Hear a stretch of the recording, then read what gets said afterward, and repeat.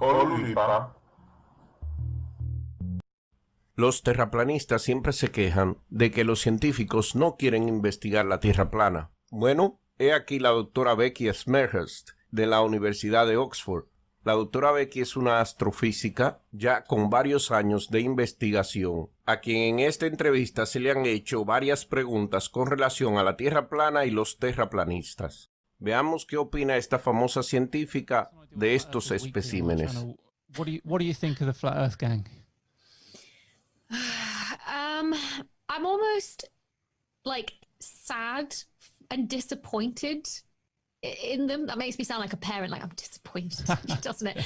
But like, you must have seen the Netflix documentary. Yes, on yeah. Flat Earth, We've seen that. And I remember watching that and being like, oh, come on, you're so nearly there. You can see them almost following the scientific process in designing experiments that and coming up with a hypothesis to test.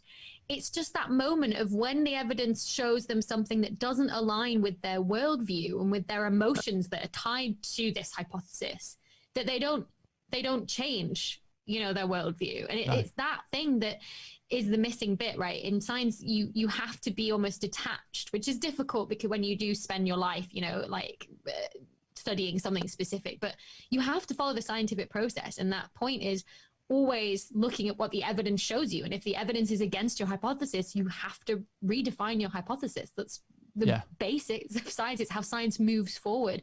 And you can see them registering the evidence, but not doing that last step. And I just kind of think, well, what happened that you became so attached to this idea that you're not willing to do that?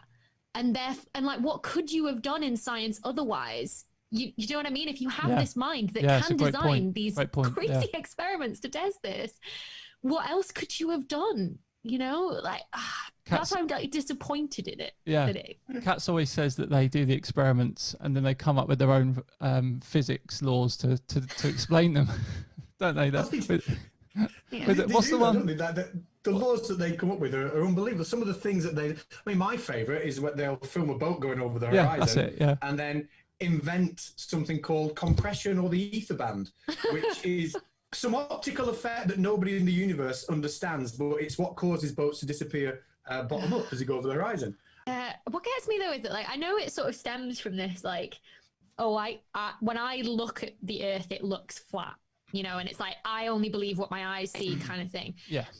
And it's like, that's what makes them question it in the first place. But I'm like, why don't they question, like, the human body is made of molecules and atoms, like what, that you can't see those, all you see is sort of a solid object. So I don't understand why it's specifically flat Earth and not like any other thing that you can't see. The fact that water is made of H2O. Yeah. Well, hey, do you know what I mean? It's like, where does this come from?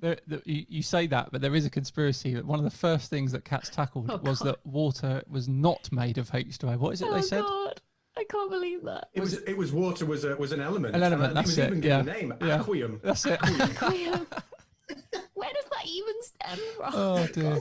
So, there's a conspiracy in everything. There really is. No, the funny thing is that, like, I remember a couple of yeyears back when I used to work at the University of Nottingham with Mike Merrifield and people like that from the 60 Symbols, people might know him from.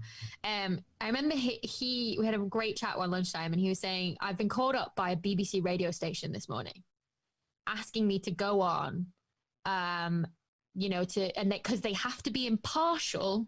They didn't just get him to comment on whatever story it was. They also got a flat earther on. And he basically just was like, I had to spend half an hour just replying to this BBC producer. I think it was BBC. Maybe I'm throwing them under the bus here, but this BBC producer saying, like, I will not legitimize this as a debate. You do not have to be impartial to something that has been known for 4,000 years.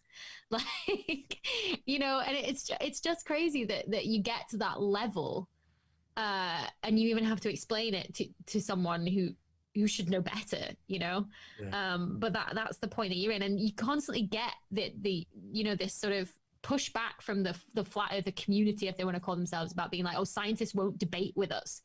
And it's because it's just not a debate. Why would we waste our time? It'd be like, us having a debate about whether the sun will rise Like, what's the point? It's going to rise. Yeah. It's a waste of time. Well, I mean, these guys do, some of the debunkers do debates with the flat earthers, and it's always an absolute annihilation, and they can never accept a loss, can they, cats? When they get beaten in these debates. They're incredible to watch. And sometimes they think they've won, don't they? Sometimes they genuinely think they've won the debate when it's clear that they were trounced. Well, I mean, you can present to them. I mean, my favourite thing at the minute is the Eötvös effect. You can present to them, real measurable things to show us, rotation, etc. And it doesn't matter what you tell them, because you've told them over a computer screen, and maybe you've shown them a diagram. All their take-home message from that is, you've just shown me a diagram. Yeah. So therefore, that's not proof. Means it's only nothing. a diagram. Yeah. It's only words over a screen. You're not showing me anything, and thinking, why are we having the conversation? I have the best one, actually. I remember it was right as I started my PhD, and I was like, I'm gonna maybe engage one and see what happens. Error. But I remember them asking, like, they were like, I want to see a video of your Earth that's supposedly round, like, rotating in space. And I was like, okay, here's a time lapse from the Discover satellite, which is in one of the Lagrangian points between the sun and Earth. It's constantly pointing at Earth, and there you can see it's rotating. He's like, I don't want a time lapse, I want a movie. And I'm like, well, they're kind of the same thing. Yeah. And he was like, no, a time lapse is just images played in quick succession. And I was like, what do you think a movie is? I don't think it would have mattered. They would have cried fake. They would have cried fake. Whatever you show them, they'll cry fake. Yeah. CGI fake. There's nothing you can show them. Yeah. Short of, exactly. I would even suggest that if you took them up into space, that they would argue that the curve in their helmet is causing the Earth to be curved. It wouldn't surprise me at all. Ya escucharon de la boca de un científico cuáles son los problemas principales por los cuales una investigación en el asunto de la Tierra plana es fútil. Pues ustedes no aceptan los resultados del método científico ni siquiera cuando son ustedes los que hacen los experimentos. En fin, no hay debate alguno que debatir. El negar las evidencias y no aceptar la realidad es su principal problema. Acéptenlo así, deslíguense de la ciencia y sigan con su creencia irracional.